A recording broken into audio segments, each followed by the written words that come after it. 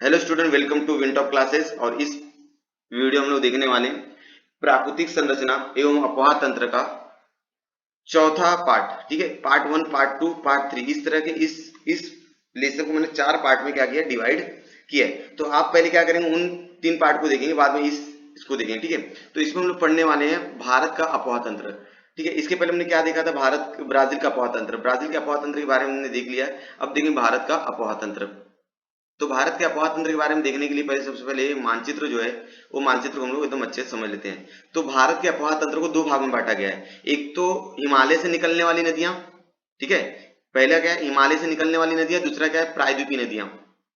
ठीक है, तो हिमालय से जो नदियां निकलती हैं, उन नदियों में पानी जो रहता है वो 12 मास रहता है। 12 मास मतलब साल के 12 महीना पानी रहता है, क्योंकि वो बर्फीला इलाका है। वहां पर उन नदियों में कभी पानी सूखता नहीं है। ठीक है, ये याद रखिएगा, जो हिमालय से निकलने वाली नदियां होती हैं वह 12 मासी होती है। 12 महीना उसके अंदर क्या होता है, पानी होता है। लेकिन जो प्रायद्वीपीय नदियां होती है, जो प्रायद्वीप में से मतलब जो भारत के दक्षिणी इलाके में जो नदियां हैं, उनको प्रायद्वीपीय नदियां कहा जाता है। वे सारी नदियों में पानी उनकी वर्षा के ऊपर डिपेंड करता है कि वर्षा वहां पर कितनी हो रही है। ठीक है, इसलिए हम लोग ज्यादातर देखते हैं भारत के दक्षिणी इलाकों में अकाल ज्यादा आता है, क्योंकि वहां की जो नदियां होती हैं वह वर्षा पर निर्भर करती है। अगर बहुत साल या एक दो साल बारिश बहुत कम हो जाए, बारिश ना हो जाए, तो वहां पर किसान लोग को बहुत ज्यादा तकलीफ का सामना करना पड़ता है, क्योंकि वहां की जो अधिकतर नदियां हैं वो किस पर निर्भर करती हैं, बारिश के पानी पर। अगर बारिश होगी तो उन नदियों में पानी रहेगा, अगर बारिश नहीं होगी तो नदियों में पानी नहीं रहेगा। ठीक है, इन ये सब कारण है। और अब आपने ये भी देखा होगा कि सबसे ज्यादा जो सिंचाई व्यवस्था है वो भारत के उत्तरी इलाका अर्थात पंजाब में, उत्तर प्रदेश में और बिहार में, छत्तीसगढ़ में, ये राज्य जो है ना, इन राज्यों में ज्यादा से ज्यादा सिंचाई सुविधा उपलब्ध है।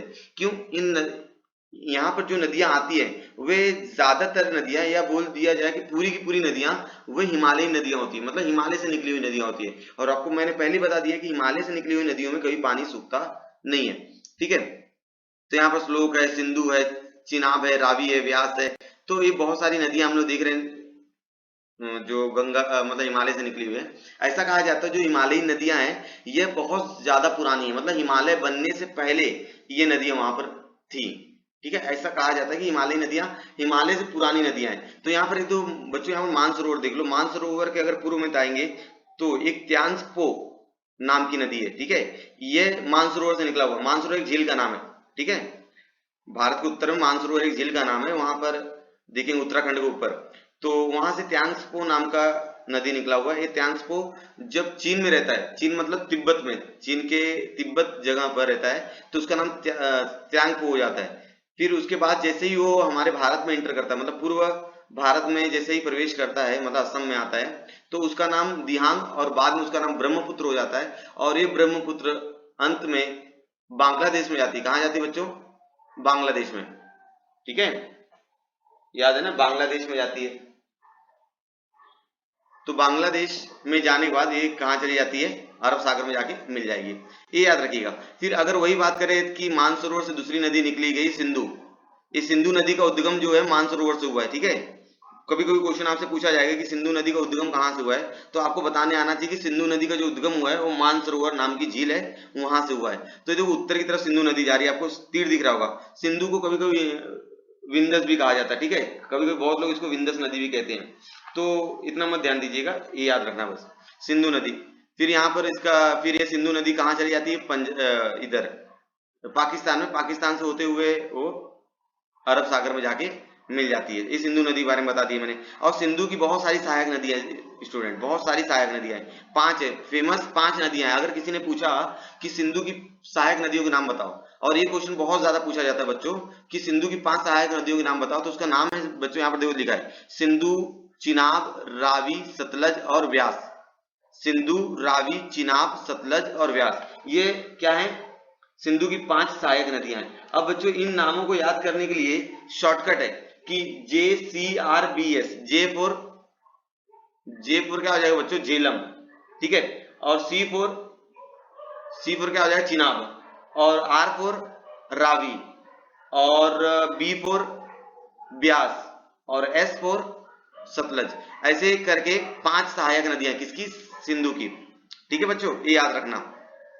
यहाँ पर आप लोग देख रहे हो यमुनोत्री और गंगोत्री। ये गंगोत्री मतलब यहाँ पर यमुनोत्री यहाँ पर यमुना नदी का उद्गम हुआ है। मतलब यहाँ इस इलाके से बर्फीला इलाका है, ये बर्फीला इलाका है, तो यहाँ से यमुना का उद्गम हुआ है। तो यमुना नदी बाद में यहाँ पर जाके गंगा के साथ मिल जाती है। और गंगा का उद्गम, अगर किसी ने पूछा गंगा का उद्गम कहाँ हुआ है, तो गंगोत्री, क्या याद रखेंगे, गंगोत्री। गंगोत्री नाम का स्थान है, वहां पर गंगा नदी का उद्गम हुआ है। ये गंगा नदी है जो भारत की सबसे बड़ी नदी है, ठीक है, भारत की सबसे बड़ी नदी है। बच्चों ये वीडियो को एकदम ध्यान से देखते जाइएगा। मैं वीडियो के अंत में कुछ सवाल आपसे पूछूंगा जिनके जवाब मैं बता भी दूंगा, और कुछ सवाल रहेंगे जिनको आपको कमेंट सेक्शन में बताना है। तो वीडियो एकदम ध्यान से देखते जाइएगा, आपको बहुत इंटरेस्टिंग वीडियो बनने वाला है। तो गंगोत्री गंगा नदी का उद्गम स्थान है, और गंगा भारत की सबसे बड़ी नदी है। और इसके बारे में बहुत सारी चीजें लिखी गई हैं गंगा के बारे में, उनके बारे में आपको ध्यान हो, मैं लास्ट वीडियो के अंत में बता दूंगा। तो यमुना जो है वो गंगा की सहायक नदी है। गंगा की क्या है, सहायक नदी यमुना, ठीक है। और बाद में चंबल हो गया, सिंध हो गया, बेतवा हो गया, केन हो गया। दिख रहा है बच्चों यहाँ पर चंबल, सिंध, बेतवा, केन, ये क्या है, सारी सारी नदियां यमुना में जाके मिलती है। बाद में ये नदी जो है वो गंगा में जाके मिलती है। इस तरह ये ऊपर शारदा हो गया, घाघरा हो गया, गड़क हो गया, ये सारी नदियां गंगा में जाके मिल जाती है। इसलिए गंगा की जो जल धारण क्षमता है वो बहुत ज्यादा हो जाती है, ठीक है। गंगा अकेली नदी नहीं, गंगा के साथ बहुत सारी नदियां आके मिलती हैं। और वो नदी फिर कहाँ चली जाती है, बिहार से होते हुए, मतलब उत्तर प्रदेश, बिहार, फिर बाद में मतलब छत्तीसगढ़, फिर पश्चिम बंगाल, फिर बाद में वो बंगाली खाड़ी में जाके मिल जाती है बच्चों। और एक चीज याद रखना, गंगा नदी की जो स्पीड होती है थोड़ा स्लो होती है, कम होती है। इसलिए जब वो बांग्लादेश में जाके मिलती है, ठीक है, बांग्लादेश में जब जाके मिलती है तो वहां पर डेल्टा प्रदेश की निर्मित कर देती है, ठीक है, क्योंकि अपने साथ बहा कर लाए गए अवक्षेपों का वहां पर क्या करती हो, निक्षेपण कर देती है। और निक्षेपण करने की वजह से यहाँ पर त्रिभुज प्रदेश निर्माण हो जाता है। इसके पहले वाली वीडियो अगर आपने देखी है तो आपको समझ में आ रहा होगा, यहाँ पर त्रिभुज प्रदेश बनता है, डेल्टा प्रदेश, ठीक है ना। पश्चिम बंगाल, ब्रह्मपुत्र और बांग्लादेश, इनको मिलाकर त्रिभुज प्रदेश यहाँ पर बना हुआ है, वो आपको मालूम है। चलो ये तो हमने ऊपर की नदियों के बारे में पढ़ लिया, अब नीचे देख लेते हैं प्रायद्वीपीय नदियां। प्रायद्वीप नदियों में सबसे महत्वपूर्ण जो नदियां हैं, जैसे गोदावरी हो गई, कृष्णा हो गई, फिर मांजरा, भीम, कृष्णा, तुंगभद्रा, पेन्नार, ये सारी नदियां जो है, महानदी, ये सारी नदियां कौन सी है, प्रायद्वीपीय नदियां हैं। इन नदियों में पानी कब रहेगा, जब बरसात होगी तब, ठीक है। मतलब ये वर्षा पर डिपेंड करती है, वर्षा ऊपर डिपेंड करती है इनका पानी रहने वाला है कि नहीं रहने वाला है, ठीक है बच्चों। तो ये सारी नदियां क्या थी, प्रायद्वीपीय नदियां थी। प्रायद्वीपीय नदियों को दो भाग में बांटा गया है कि अगर नदी पश्चिम की ओर जा रही है, ठीक है, तो पश्चिम की ओर बहने वाली नदी और पूर्व की ओर बहने वाली नदी। जो पश्चिम की ओर नदी बहती है वो अरब सागर में जाके मिल जाती है। कहाँ मिल जाती है बच्चों, अरब सागर में। और जो पूर्व की तरफ नदी बहती है वो कहां पर जाके मिल जाएगी बच्चों, बंगाल की खाड़ी में। इतना याद रखिएगा, ठीक है। तो बंगाल की खाड़ी में मिलने वाली नदियों की संख्या बहुत ज्यादा है, किसकी तुलना में, अरब सागर की तुलना में। अरब सागर में बहुत कम नदियां जाके मिलती है, क्यों, क्योंकि वहां पर ना जल विभाजक है। जल विभाजक कौन बच्चों, मैंने इसके पहले वाले वीडियो में बताया जल विभाजक कौन है। यहाँ पर महाराष्ट्र में जल विभाजक कौन है, बताइए मुझे, सह्याद्री पर्वत, ठीक है। सह्याद्री पर्वत है जो जल विभाजक का यहाँ पर काम करता है। और यहाँ का जो ढलान होता है वो बहुत ज्यादा होता है, जिसकी वजह से अरब सागर के पास जो आने वाली नदियां, वहां पर डेल्टा प्रदेश नहीं बनता है, क्योंकि नदियों का वेग ज्यादा होता है ना बच्चों। तो जब नदियों का वेग ज्यादा रहेगा तो वहां पर निक्षेपण कार्य नहीं होगा, ठीक है। जब निक्षेपण कार्य होगा ही नहीं तो वहां पर डेल्टा प्रदेश बनेगा ही नहीं, ठीक है। जैसे यहाँ पर नर्मदा आ गई, तापी आ गई, माही, साबरमती, साबरमती गुजरात में है, ठीक है। ये सारी नदियां आके कहाँ मिलती है, अरब सागर मिल जाती है, ठीक है बच्चों। तो यहाँ पर महानदी हो गई, फिर गोदावरी हो गई, फिर कृष्णा नदी, ये महत्वपूर्ण नदियां हैं। अगर हम लोग प्रायद्वीप नदियों में बात करें तो गोदावरी, कृष्णा, महानदी, ये जो प्रमुख नदियां हैं, ये सारी सारी नदियां आगे बंगाल की खाड़ी में मिलती हैं। और बच्चों मैं गोदावरी के बारे में एक चीज और बता दूं कि गोदावरी भारत की दूसरे नंबर पे सबसे लंबी नदी है गंगा के बाद। तो इसकी छोटी गंगा भी कहा जाता है गोदावरी नदी को, ठीक है, ये याद रखिएगा, ठीक है बच्चों। इतना तो समझ में आ गया होगा आपको, बहुत सारी नदियों के बारे में मैंने बता दिया है और एकदम अच्छे से ध्यान दीजिएगा। तो भारत की नदियों को दो भाग में बांटा गया है, एक हिमालयी नदियां, दूसरा प्रायद्वीपीय नदियां। अब हिमालयी नदियों में दो ग्रुप बना दिया, हिमालय से जो नदियां निकलती हैं उनको दो ग्रुप में बांटा गया है। एक तो सिंधु की सहायक नदी और दूसरी गंगा की सहायक नदी, ठीक है। सिंधु की सहायक नदी में मैंने बहुत सारे नाम लिए, 5 नाम लिए थे। कौन कौन से, झेलम, चिनाब, रावी, सतलज और व्यास। ये 5 सहायक नदियां किसकी है, सिंधु की है। और सिंधु नदी का उद्गम कहाँ हुआ है दोस्तों, मानसरोवर में, ठीक है। और यही सिंधु नदी जब कहां पर, चीन में बहती है, तो उस चीन में तिब्बत स्थान पर उसका नाम त्यांसपो है, और जब वो पूर्व भारत में आती है तो उसका नाम दियांग और बाद में ब्रह्मपुत्र हो जाता है, ठीक है। तो याद रखिएगा कि सिंधु नदी का नाम अलग अलग जगहों पर क्या यूज किया गया है। तो सिंधु नदी का नाम अलग अलग जगहों पर आपको मालूम, त्यांसपो, दिहांग, ब्रह्मपुत्र, ये सिंधु नदी का ही नाम है, लेकिन उनका जगह अलग होने की वजह से उनका नाम भी क्या है, अलग है, ठीक है बच्चों, इतना याद रहेगा। अब गंगा की सहायक नदी, ठीक है, मतलब हिमालयी नदी को सिंधु की सहायक नदी और गंगा की सहायक नदी, ऐसा दो ग्रुप बना के बांट दिया गया है। तो गंगा की सहायक नदी में कौन आएगा? तो बच्चों गंगा की सहायक नदी में कौन आएगा? यमुनेत्री आएगा, फिर यहाँ पर देखो शारदा आएगा, घाघरा आएगा, फिर बेतवा आएगा। ये गंगा की सहायक नदी में चंबल, सिंध, बेतवा, केन, ये प्रमुख सहायक नदी है बच्चों, इसको याद रखिएगा, बहुत बार एग्जाम में पूछा जाता है कि गंगा की सहायक नदी। तो गंगा की सहायक नदी में सबसे महत्वपूर्ण भूमिका निभाने वाली नदी है यमुना, इसके बाद चंबल, सिंध, बेतवा और केन, ये गंगा की सहायक नदी में आ जाएगा, ठीक है बच्चों। यहां तक आपको समझ में आ रहा होगा, और बहुत इंटरेस्टिंग लेसन होने वाला है, बहुत इंटरेस्टिंग वीडियो बनने वाला है, ठीक है।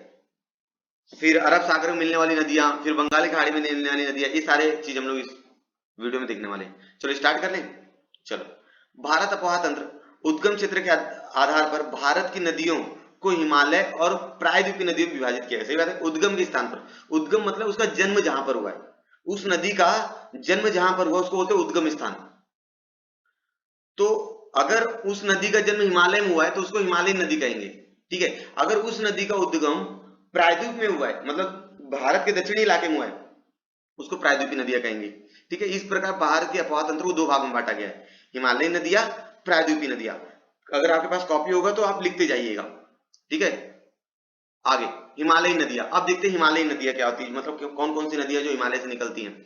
हिमालय की अधिकांश प्रमुख नदियां विविध हिमानियों से प्रारंभ, हिमानिया मतलब आपको मालूम है हिम के जो पहाड़ होते हैं, बर्फीला जो पठार होता है या टीले होती है, वहां से प्रारंभ होते हैं। जैसा गंगा का गंगोत्री से हुआ है तो हिमानी हो, यमुना का यमुनोत्री से हुआ है तो वो भी क्या है, हिमानी है।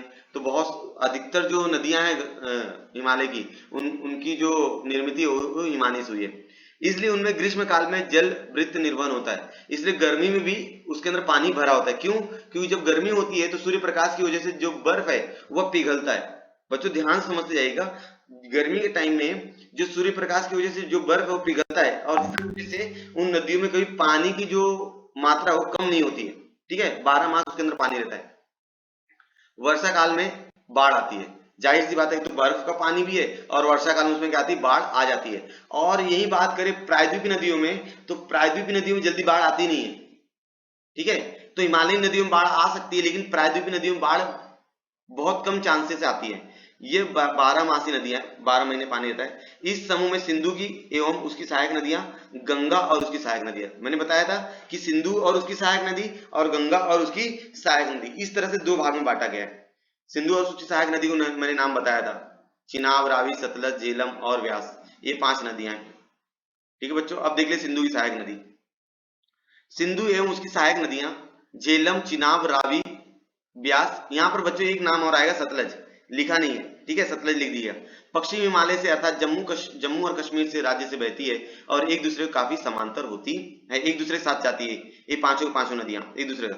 सिंधु की एक प्रमुख सहायक नदी सतलज का उद्गम मानसरोवर के पास होता है। ये देखो बच्चों, ये सतलज नदी जो है ना, यहाँ पर दिख रहा होगा आपको, कहाँ गया ये सतलज, ये सतलज का उद्गम देखो, यहाँ पर सतलज है, फिर यहाँ से गया देखो सतलज, यहाँ पर राकास, तो इसका उद्गम मानसरोवर में हुआ है। और इसी सतलज की वजह से, सतलज के निक्षेपण कार्य की वजह से पंजाब का मैदान तैयार हुआ है, ठीक है। इसके ऊपर भी क्वेश्चन पूछा जाता है कि पंजाब का जो मैदान तैयार हुआ है वो कौन सी नदी की वजह से हुआ है, तो उसका याद रखिएगा सतलज। बहुत लोग उसको सतलुज भी बोलते हैं और इसका नाम सतलज है। तो सतलज नदी के निक्षेपण कार्य की वजह से पंजाब राज्य का जो मैदान है तैयार हुआ है, इसलिए पंजाब जो है वो कृषि कार्य के लिए बहुत अच्छी जमीन है वो, ठीक है। और पंजाब राज्य में सतलज की वजह से बहुत सिंचाई व्यवस्था उपलब्ध हुई है, सतलज वहां की प्रमुख नदी है। सतलज की सहायक नदियों में द्वारा लाए गए उसे अच्छेपों अवसादों के निक्षेपण से भारत पंजाब के मैदान बने हैं। सिंधु नदी आगे पाकिस्तान में जाकर और अरब सागर में जाके मिल जाती है। देख लो बच्चों, ये सिंधु नदी है, ठीक है, ये सिंधु नदी आगे जाके पाकिस्तान में जाती, बाद में कहा मिल जाती जी, अरब सागर में जाके मिल जाएगी। बच्चों तो मानचित्र में अच्छे देखिएगा। अब गंगा की सहायक नदी, गंगा नदी का हिमालय की गंगोत्री नामक हिमानी से हुआ, सही बात है, हिमालय में गंगोत्री नाम की एक हिमानी, वहां से उसका उद्गम हुआ है।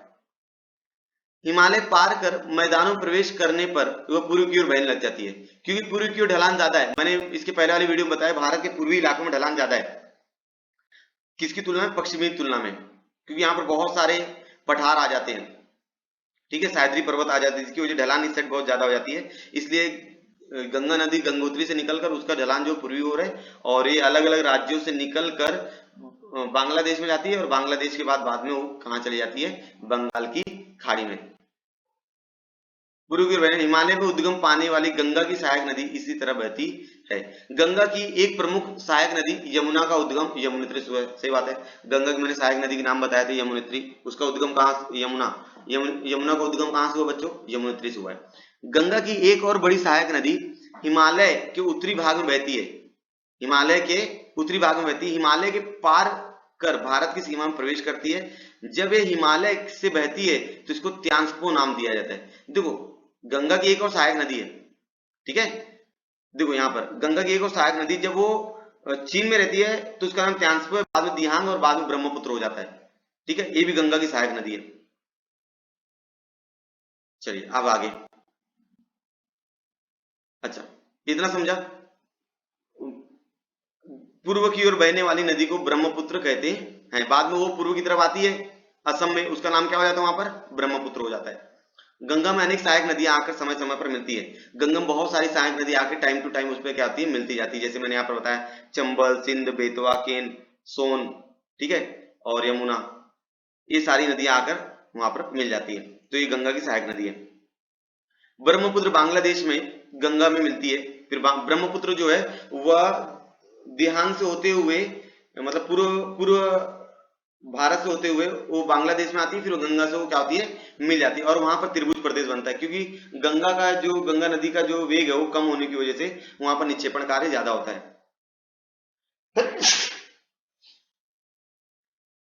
ठीक है बच्चों, यहां तक समझा आपको। अब यहाँ पानी और अवसादों का बड़े पैमाने पर निर्वहन होकर बहुत विशाल त्रिभुज प्रदेश निर्माण होता है। और आप लोग मालूम है, मैंने इसके पहले वाले वीडियो में बताया हुआ है कि यहाँ पर त्रिभुज प्रदेश बनता है, डेल्टा प्रदेश, जो विश्व का सबसे बड़ा डेल्टा प्रदेश बनता है, ठीक है। सुंदरवन नाम से जाना जाता है उसको, ठीक है। सुंदरवन का कुछ इलाका पश्चिम बंगाल में और अधिकतर इलाका बांग्लादेश में।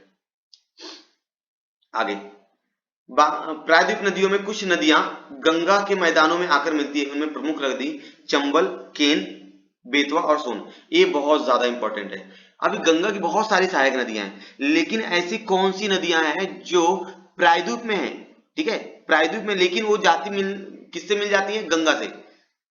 मेन स्थान उनका कहाँ है, प्रायद्वीप में, निकलती कहां से, प्रायद्वीप से।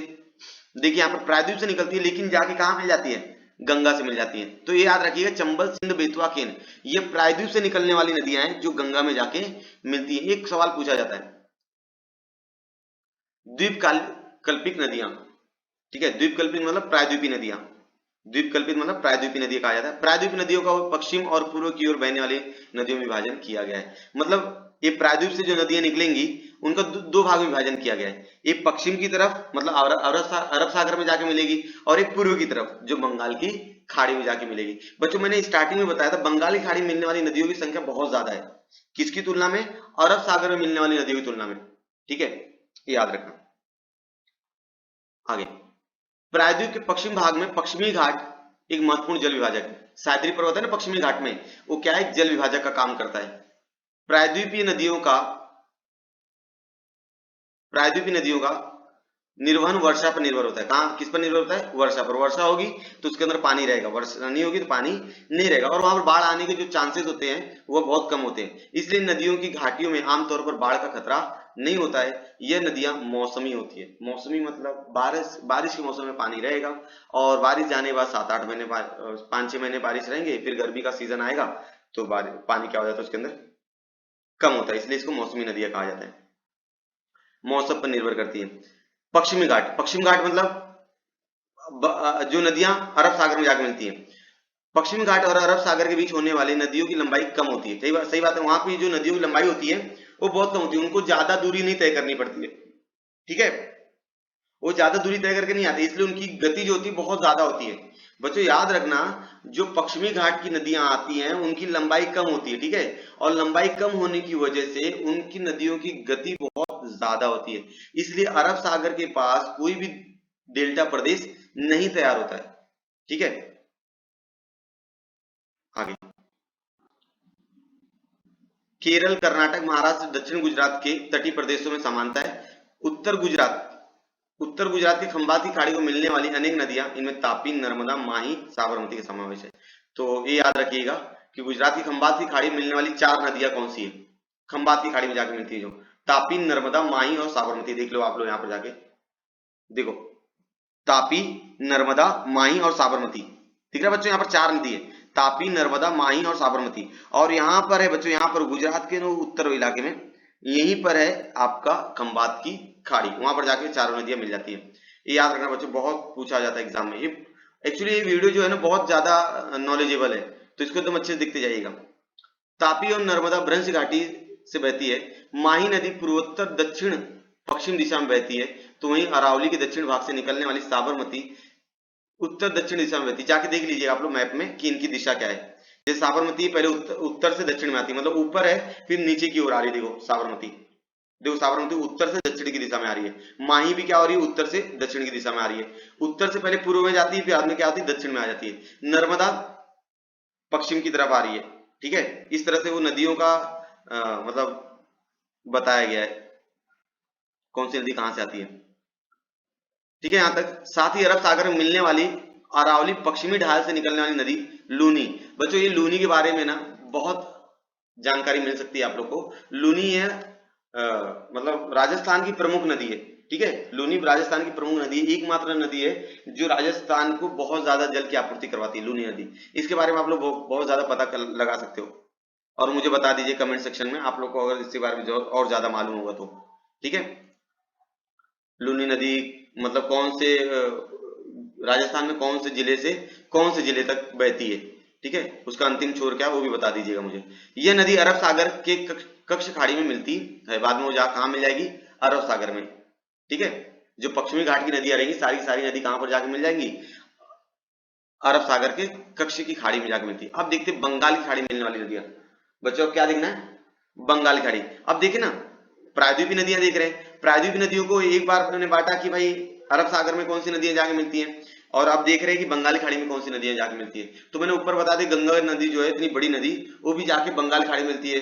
फिर जो गोदावरी है, प्राणहिता है, इंद्रावती है, सबरी है, ब्रह्मणी है, महानदी है, कृष्णा है, पेन्नार है, तुंगभद्रा है, ये सारी सारी नदियां बंगाल की खाड़ी में जाके मिल जाती है।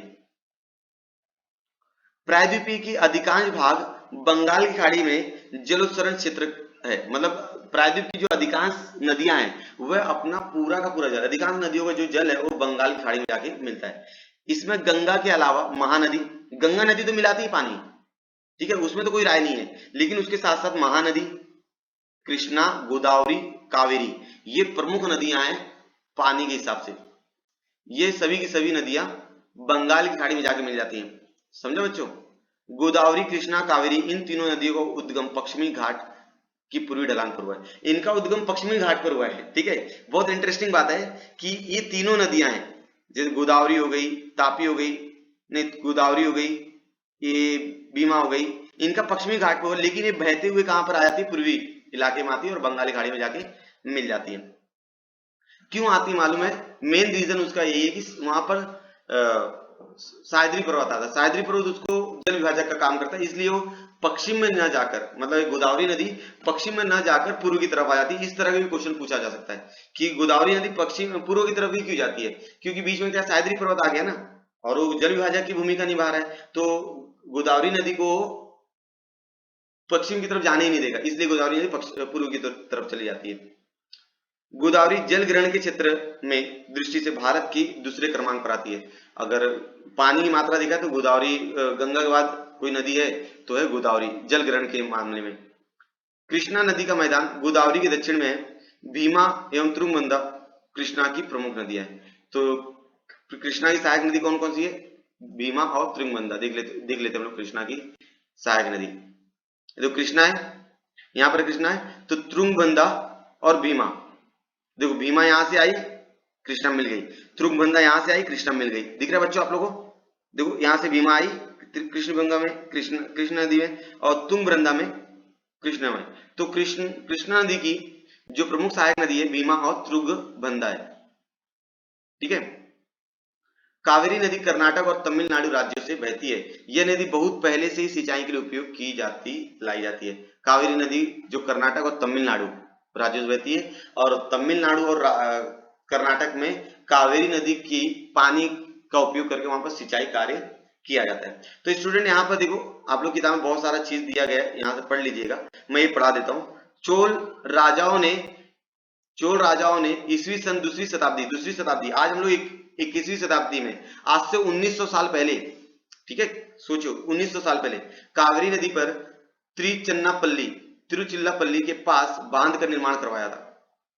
चोल राजाओं ने दूसरी शताब्दी में कावेरी नदी पर तिरुचिल्लापल्ली के पास एक बांध का निर्माण करवाया था। त्रिभुज प्रदेश में सिंचाई कार्य शुरू किया गया था। आज भी वह बांध काम कर रहा है। आज भी नहरों, उनमें निकलने वाली नहरें उपयोग में लाई जाती है। सोचो कितनी अच्छी बात है हमारे लिए। ठीक है बच्चों, तो यहां तक हमारा हो गया, और मैं आपसे अभी कुछ चीजें बता देता हूं। जैसे गंगा नदी का उपनाम, गंगा नदी को और कौन कौन से नाम से जाना जाता है? तो भागीरथी, जानवी, देव नदी, पद्मा, मंदाकिनी। ठीक है, ये 5 नाम है गंगा के। ठीक है ना, ये उपनाम है गंगा के। कौन कौन से? भागीरथी, जानवी, मंदाकिनी, देव नदी और पद्मा। ठीक है, ये 5 नदियां गंगा के उपनाम से जाना जाता है। और गंगा नदी किन किन राज्यों से गुजरती है? मेरा आपसे सवाल है, आप मुझे कमेंट सेक्शन में बताएंगे कि गंगा नदी कौन कौन से राज्यों से गुजरती है। ये पहला सवाल हो गया। और आपके लिए मेरा दूसरा सवाल है कि गंगा नदी की लंबाई कितनी है? गंगा नदी भारत की सबसे लंबी नदी है, तो गंगा नदी की लंबाई कितनी है? ये 2 सवाल आपको कमेंट सेक्शन में मुझे कमेंट करके बताना है।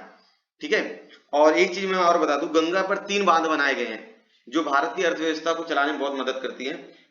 जैसे फरक्का बांध, टिहरी बांध और भीमुगोड़ा, ये 3 बांध है गंगा के ऊपर बनाए गए हैं जिससे बिजली उत्पादन किया जाता है। ठीक है बच्चों, ये याद रखिएगा आप लोग। चलो बच्चों, ये बहुत नॉलेजेबल वीडियो था, इसको अच्छे से देखिए पॉज कर करके, और जहां नहीं समझ में आए मुझे कमेंट सेक्शन में कमेंट करके बता दीजिएगा। और अगर वीडियो अच्छा लगे तो वीडियो को लाइक, सब्सक्राइब और शेयर कर लीजिए।